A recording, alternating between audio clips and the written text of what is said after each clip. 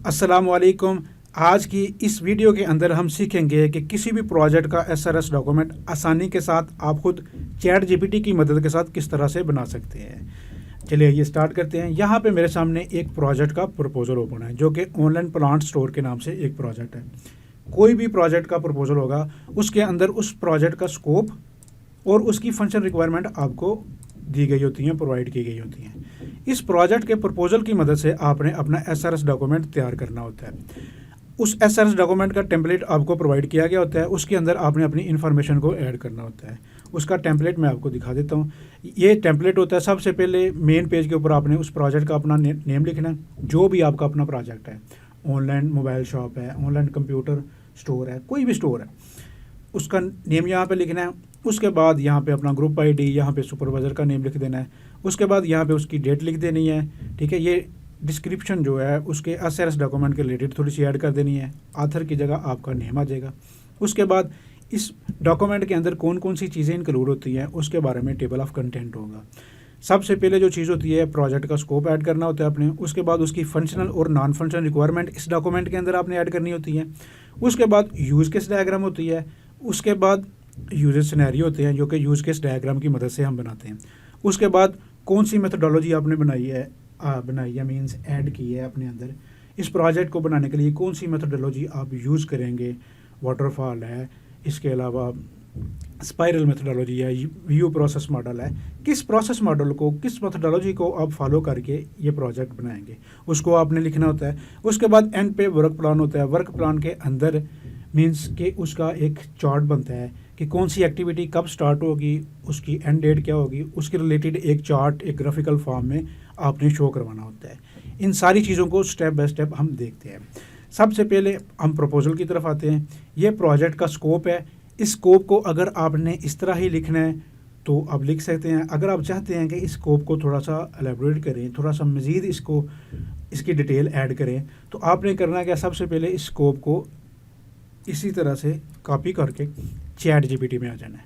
यहाँ पे उसको सिंपल कॉपी पेस्ट कर देना है और लिख देना है कि मुझे इस प्रोजेक्ट के स्कोप के रिलेटेड मज़ीद डिटेल ऐड करके स्कोप लिख दो। ठीक हो गया। अब ये आपको उसी स्कोप को मज़ीद डिटेल के साथ लिख के आपको दे देगा। अगर आपने हेडिंग के साथ लिखवाना है उसको कह दें हेडिंग के साथ। अगर आपने कहा नहीं मुझे हेडिंग नहीं, पैराग्राफ की सूरत में चाहिए। ठीक है, अगर आपको पैराग्राफ की सूरत में उसको चाहिए, आप चाहते हैं कि पैराग्राफ की तरह मुझे उसका स्कोप मिले या हेडिंग की सूरत मिले या बुलेट फॉर्म में मिले, जैसा भी आप उससे लिखवाना चाहें। अगर आपको लग रहा है कि ये डिटेल अभी पूरी नहीं है इसकी, आप उसको कह देते हैं कि मज़ीद डिटेल ऐड करो।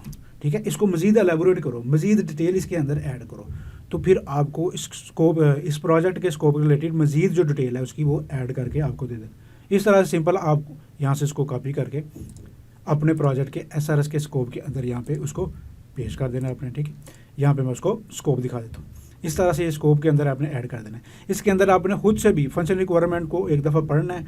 पढ़ने के बाद जो जो चीज़ आपको अच्छी लगे इस स्कोप के अंदर आपको पता चले ये भी प्रोजेक्ट के स्कोप के अंदर आ रहा है। प्रोजेक्ट के स्कोप का मतलब है कौन कौन सी चीज़ें ये कवर करेगा, कौन कौन सी चीज़ें ये नहीं कवर करेगा, वो सारी चीज़ें खुद से भी आपने कुछ इसके अंदर लिख के ऐड कर लेना। स्कोप क्लियर हो गया। नेक्स्ट चलते हैं। स्कोप के बाद क्या था, फंक्शनल और नॉन फंक्शनल रिक्वायरमेंट जो है। अब इसी प्रोजेक्ट के प्रपोजल के ऊपर आना है आपने। ये फंक्शन रिक्वायरमेंट है, इनको कॉपी पेस्ट कर लेना है एज इट। ठीक है, यहाँ पे सारी जो फंक्शन रिक्वायरमेंट है कॉपी करके वहाँ पे उसको पेस्ट कर देना है अपने एसआरएस डॉक्यूमेंट के अंदर फंक्शन रिक्वायरमेंट की जगह। ठीक है, यहाँ पे मैं आपको दिखाता हूँ, ये फंक्शन रिक्वायरमेंट है। ठीक है, यहाँ पे सेम उसको कॉपी पेस्ट कर देना। अगर आप चाहते हैं कि इस फंक्शन रिक्वायरमेंट को मैं मज़ीद एलेबोरेट करवाना चाहता हूँ, मज़ीद डिटेल के साथ लिखना चाहता हूँ, आपने उसके ऊपर आना है चैट जीटीपी के ऊपर। उसकी फंक्शन रिक्वायरमेंट इस तरह से कॉपी पेस्ट करनी है। उसको कह देना है मुझे ये फंक्शनल रिक्वायरमेंट डिटेल के साथ लिख दो।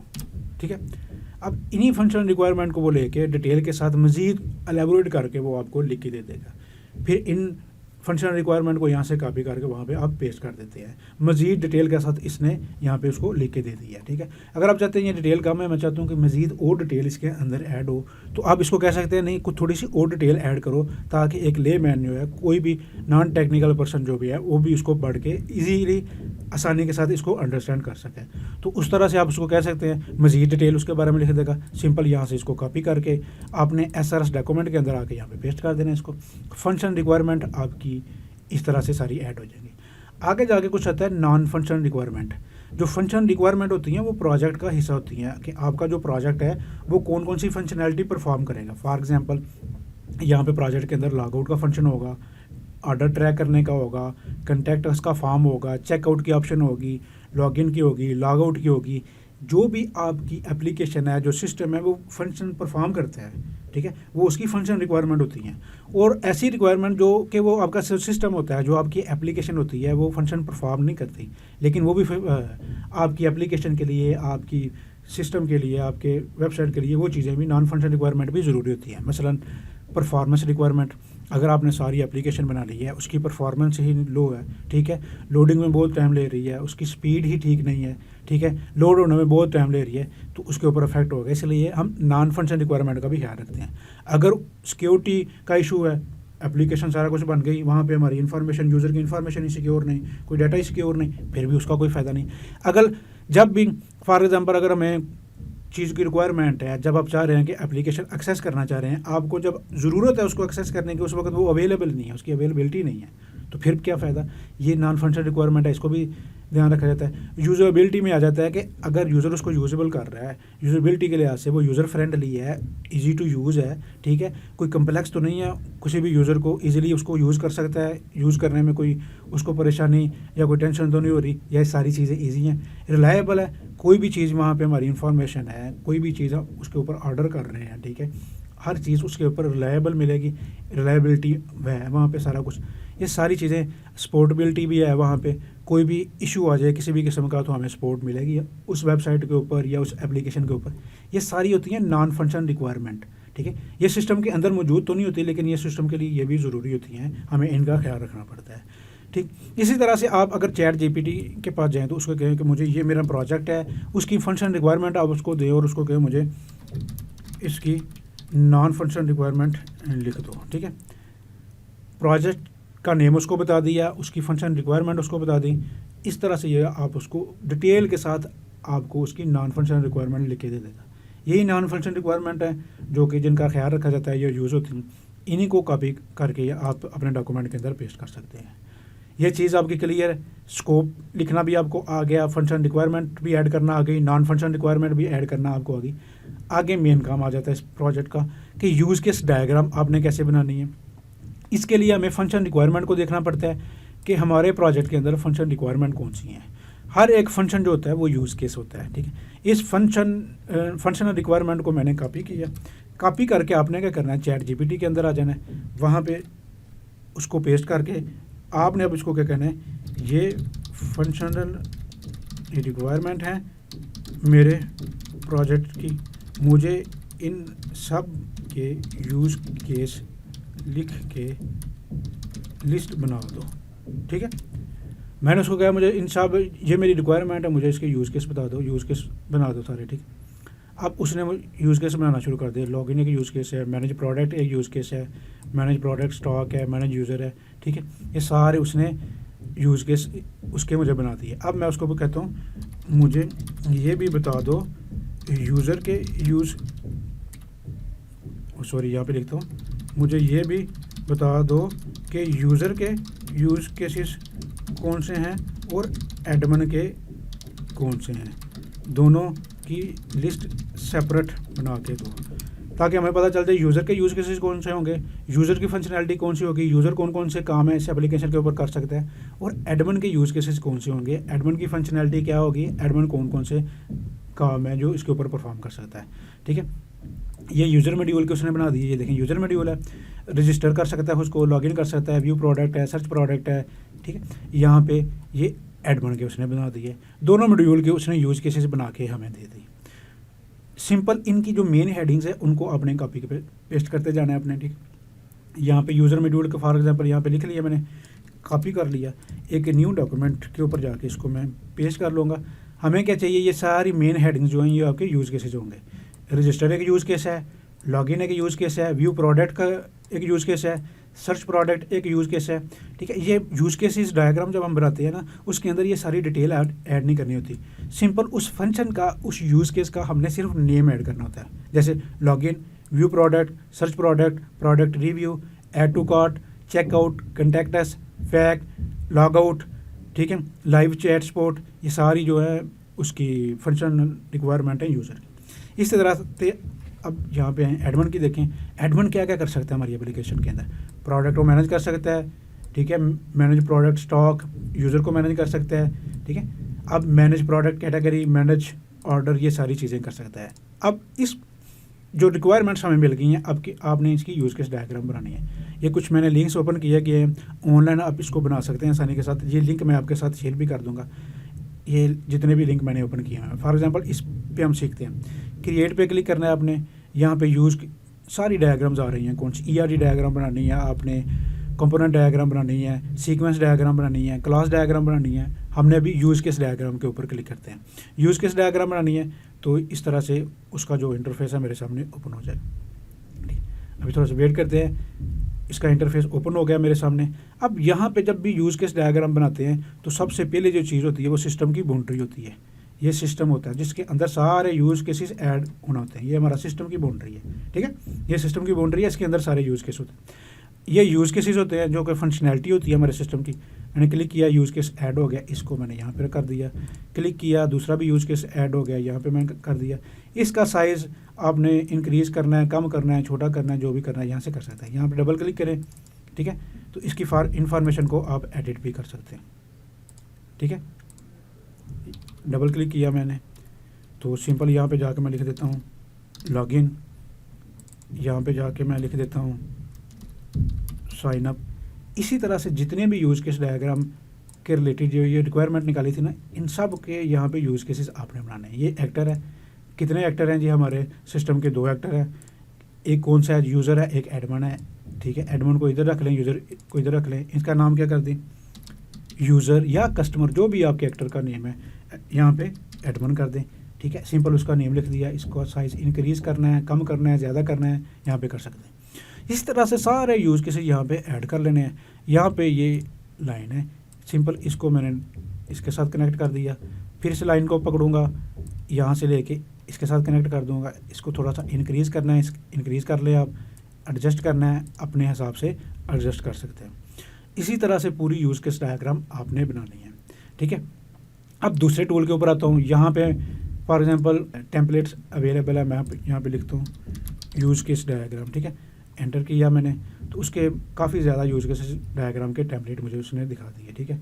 लाइब्रेरी मैनेजमेंट सिस्टम है, ठीक है, हॉस्पिटल मैनेजमेंट सिस्टम है, ट्रैवल एजेंसी है, काफ़ी ज़्यादा उसने मुझे सैंपल दे दिया। ऑनलाइन शॉपिंग स्टोर है, ठीक है, फॉर एग्जांपल कन्यू कर सकते हैं। आगे यहाँ पे भी यूज़ केस लिखेंगे तो यूज़ केस की काफ़ी ज़्यादा वैराइटीज़ आपको मिल जाएंगी।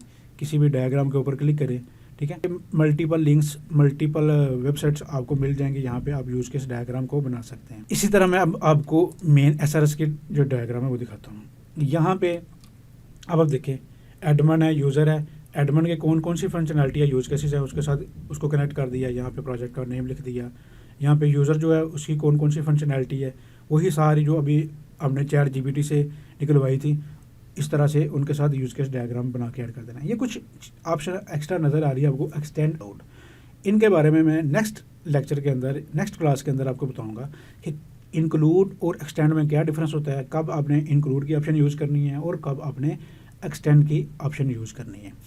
यहाँ तक यूज़ केस डायग्राम आपको बनाना आ गया। ये वाली ये देखें, स्मार्ट ड्रा के ऊपर भी ऑप्शन है, ठीक है। दोबारा से जाएँ, उसके टेम्पलेट आपको मिल जाएंगे। यहाँ पे हम पहले बना रहे थे। यूज़ केस डायग्राम भी क्लियर होगी। अब नेक्स्ट चलते हैं यहाँ पे यूजेज सिनेरियो। एक मैं आपको बताऊंगा, उसके अकॉर्डिंग ही सब आपने बता देना है। ये उसका टेम्पलेट होता है, टेम्पलेट आपको मिल जाएगा, वेबसाइट के ऊपर से भी मिल जाएगा टेम्पलेट। टेम्पलेट के ऊपर क्या होता है, यूज़ केस टाइटल कौन सा है। जितने भी यूज़ केस डायग्राम में होते हैं ना, हर यूज़ केस का हमने यूजर सिनेरियो बनाना होता है। सबसे पहले उसका टाइटल कौन सा है जी, साइन इन। यूज़र ID यहाँ पे यूज़ केस 01 कोई भी ID रख लेते हैं। एक्टर कौन सा है, किसके लिए ये साइन इन है, एडमिन के लिए भी है और यूज़र के लिए भी होगा। कुछ यूजर सिनेरियो होंगे सिर्फ यूज़र के लिए होंगे, कुछ होंगे जो एडमिन के लिए होंगे, लेकिन साइन इन ऐसा है, लॉगिन ऐसा है कि वो एडमिन के लिए भी है, यूज़र के लिए भी, इसलिए मैंने दोनों को यहाँ पे मेंशन कर दिया। थोड़ी सी डिस्क्रिप्शन उसके अंदर ऐड कर देनी है, admin end user login into the system. इसकी मदद से क्या कर सकते हैं कि सिस्टम के साथ लॉगिन कर सकते हैं। प्री कंडीशंस क्या हैं कि इससे पहले क्या होना चाहिए। प्री कंडीशन क्या आता है कि लॉगिन करने से पहले, साइन इन करने से पहले उन दोनों के लिए ज़रूरी है कि वो अपने उनको जो लॉगिन क्रेडेंशियल्स हैं, लॉगिन की जो इन्फॉर्मेशन है, लॉगिन का नेम है, पासवर्ड, ये पता होना चाहिए, और पहले वो सिस्टम के ऊपर रजिस्टर होना चाहिए, रजिस्ट्रेशन उन्होंने ऑलरेडी की हो, ठीक है।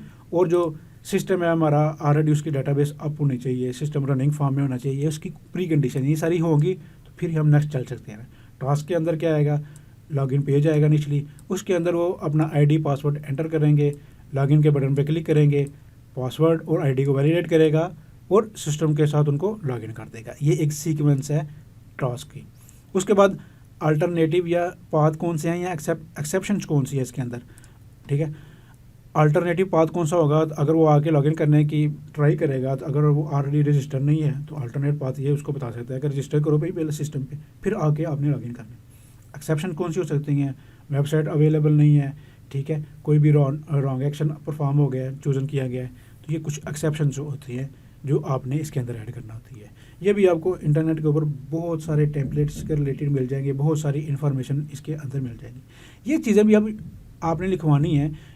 यूजर सिनेरियो किसका लिखवाना है, यहाँ पे उसको कहो चैट जीपीटी के ऊपर आए, यहाँ मुझे कहीं मुझे यूजर सिनेरियो लिख दो लॉगिन का, और सारे स्टेप्स भी लिख के टेबल की फॉर्म में मुझे आउटपुट दो। एक एक यूज़ केस सिनेरियो को पकड़ें और इसको बताते जाएं, मुझे यूज़र सिनेरियो लिख के दो, ठीक है। ये सारी डिटेल आपको बता देगा। स्टेप 1 में admin navigate to the login page, admin enter ये है, ठीक है, लॉगिन यूज़र सिनेरियो ये बात सारा कुछ बता दिया। उसको बताएं भाई अगर आपको इसका टेम्पलेट पता है, कोई भी टेम्पलेट एक पकड़ लें, उसके मुताबिक आपको बताना है। चैट जीपीटी को बता दें आप कि ये यूज़र सिनेरियो मैंने बनाना है, मेरे ये जितने भी हैं यूज़ केसेस हैं, और मैं टेम्पलेट ये यूज़ करना चाहता हूँ। सबसे पहले उसका तुमने आईडी रखना है, फिर यूज़ केस आईडी उसका रखना है, फिर एक्टर बताना है, फिर उसकी डिस्क्रिप्शन बतानी है, फिर प्री कंडीशन, टास्क सीक्वेंस और एक्सेप्शन बतानी है, फिर पोस्ट कंडीशन बतानी है। पोस्ट कंडीशन क्या होगी उसकी कि जब सारी चीज़ें ठीक वो एंटर कर देगा तो फिर सक्सेसफुली वो लॉगिन हो जाएगा पेज के साथ। सारी चीज़ें, ये सारी डिटेल आपने चैट जीपीटी को बतानी है, वो आपको डिटेल के साथ टेबल और फॉर्म में आपका यूज़र सिनेरियो बना देगा, ठीक है। ये चीज़ के लिए आप नेक्स्ट मूव करते हैं। सारे यूज़र सिनेरियो बने हुए हैं, जितने भी यूज़ केसेस डायग्राम के अंदर हमने यूज़ केस ऐड किए थे। उसके आगे अगला स्टेप आएगा, मेथोडोलॉजी कौन सी आपने यूज़ की है। वाटरफॉल मेथोडोलॉजी है, डिफरेंट सॉफ्टवेयर प्रोसेस डेवलपमेंट के लाइफ साइकिल्स हैं, ठीक है। अजाइल मेथोडोलॉजी है, स्पाइरल मेथोडोलॉजी है, आइटरेटिव मेथोडोलॉजी है। आपने इस प्रोजेक्ट के लिए कौन सी मेथोडोलॉजी यूज़ की है, तो वो रिकमेंड किया जाता है वीयू प्रोसेस मॉडल, ठीक है। वीयू प्रोसेस मॉडल के रिलेटेड आपको डिटेल बेशुमार मिल जाएगी, ये भी आपने ले लेनी है। चैट जीपीटी से कुछ लिखवाना है तो वो भी आप लिखवा सकते हैं। ये जो मॉडल है, दो मॉडल्स का कम्बिनेशन होता है, वाटरफॉल मॉडल और स्पाइरल मॉडल का। अब इसके रिलेटेड आपने खुद से डिटेल पढ़नी है, वाटरफॉल मॉडल क्या होता है और स्पाइरल मॉडल क्या होता है, वाटरफॉल मॉडल में क्या ड्रॉबैक्स थे, स्पाइरल मॉडल जो होता है उसको वाटरफॉल मॉडल के साथ ऐड करके हम क्या एडवांटेज ले सकते हैं, ठीक है। ये प्रोसेस मॉडल की ये डायग्राम है, ये भी आपको मिल जाएगी आसानी के साथ। रीज़न क्या है इसको चूज़ करने की, ठीक है, इसके रिलेटेड भी कोई इन्फॉर्मेशन मिल जाएगी, आपने ये same as it copy paste कर देनी है। एक्स्ट्रा कुछ चीज़ें खुद से भी ऐड करना चाहें तो इसके अंदर आपने ऐड कर लेनी। एट द एंड क्या आएगा, वर्क प्लान। वर्क प्लान के अंदर क्या होता है कि आपने जो इसका स्ट्रक्चर बनाना है, आपके कोई भी चार्ट है इसका ग्राफिकल फॉर्म में आपने बताना होता है कि कौन सी एक्टिविटी हैं आपके प्रोजेक्ट के अंदर, उस एक्टिविटी की डेट क्या है, कब स्टार्ट होगी और कब उसकी जो है एक्टिविटी एंड होगी। उसके लिए भी कुछ लिंक्स मैंने ओपन किए हुए हैं, मैंने आपको दिखा देता हूँ एग्जांपल के तौर पे। फॉर एग्जांपल ये लिंक है, यहाँ पे कोई भी एक्टिविटी का नेम ऐड करना है। मेन एक्टिविटी है जी SRS, ठीक है। अगला टास्क कौन सा जी, SRS के अंदर मल्टीपल टास्क है, उसके नेम बताने हैं आपने, वो सारे ऐड कर सकते हैं, ठीक है। मेन टास्क ऐड कर सकते हैं, यहाँ पे उसकी डेट है, यहाँ पे कहाँ से लेके कहाँ तक है, ठीक है, कहाँ से लेके कहाँ तक है, कोई डेट, पहला जो उसका टास्क होगा वो एंड होगा तो फिर नेक्स्ट जो टास्क है वो स्टार्ट होगा, यहाँ से उसका डेट स्टार्ट कर लेनी है, आगे कौन सी करनी है, सारी चीज़ें करके ऐड देन यहाँ पे आपको गैंट चार्ट के फॉर्म में सेव एज भी कर सकते हैं, आपको इसको इंपोर्ट भी कर सकते हैं जो भी आप बनाएंगे। आगे यहाँ पे भी है, ठीक है, ये भी एक मैंने लिंक ओपन किया हुआ है, ऑनलाइन आप बना सकते हैं। इसके अलावा आप प्रोजेक्ट का टूल भी है, माइक्रोसॉफ्ट विज़ुअल भी है, वहाँ आपने इंस्टॉल किया हुआ है, तो उसके ऊपर भी ये सारी चीज़ें बना सकते हैं। यहाँ पे देखें कोई भी टास्क ऐड करना है, ठीक है, मेन टास्क ऐड किया मैंने, न्यू टास्क है, उसका SRS उसका नाम रख दिया, ठीक है। यहाँ पे लिखा हुआ है आपने उसके अंदर कोई और टास्क ऐड करना है, ऐड पे क्लिक करें, ओके। SRS के ऊपर मैंने क्लिक किया है तो यहाँ पे उसने मुझे बता दिया कि कोई चाइल्ड टास्क ऐड करना है जी, उसके अंदर मैं बता देता हूँ उसके कौन कौन से चाइल्ड टास्क होंगे। SRS के अंदर क्या है, स्कोप है, फंक्शन रिक्वायरमेंट है, नॉन फंक्शन रिक्वायरमेंट है, उसके user scenario, user case diagram है, उसका फिर प्रोजेक्ट स्केजुअल जो उसका चार्ट है वो वाला है, सारे उसके चाइल्ड जो टास्क है वो ऐड कर सकते हैं। जिस तरह से इसके अंदर मैं आपको दिखाऊँ, ये देखें, ये मेन उसका टास्क है, ये उसके आगे जो है ना उसके चाइल्ड टास्क है, ठीक है। ऐड कर ली, उसके बाद स्टार्ट डेट जो भी है कोई सिलेक्ट करनी है, यहाँ से आप उसकी डेट सेलेक्ट कर लें, एंड डेट कौन सी है उसकी वो सिलेक्ट कर लें। इस तरह से ये ग्राफ आपके सामने बनता जाएगा। एट द एंड उसको आपने सिंपल इंपोर्ट कर लेना है, ठीक है। यहाँ पे इंपोर्ट एज इमेज करना है, ठीक है, सेव करना है, सेव भी कर सकते हैं, इंपोर्ट आपने एक्सपोर्ट करना है एज अ PDF फाइल, किसी भी तरीके से आप इसको इंपोर्ट कर सकते हैं। इस तरह से अब आपको क्लियर हो गया कितनी ही आसानी के साथ, कितने ही कम वक्त में आप ChatGPT की मदद लेके अपना SRS खुद बना सकते हैं। कोई भी प्रोजेक्ट, किसी भी प्रोजेक्ट का SRS जो है अब आप आसानी के साथ खुद बना सकते हैं। इसके अंदर कोई भी मुश्किल नहीं है, कोई भी ऐसी डिफ़िकल्ट चीज़ नहीं है। ये सारे कंसेप्ट अब आपको क्लियर हो गए होंगे। फिर भी अगर आपका कोई क्वेश्चन होगा तो कमेंट में आप मुझसे पूछ सकते हैं।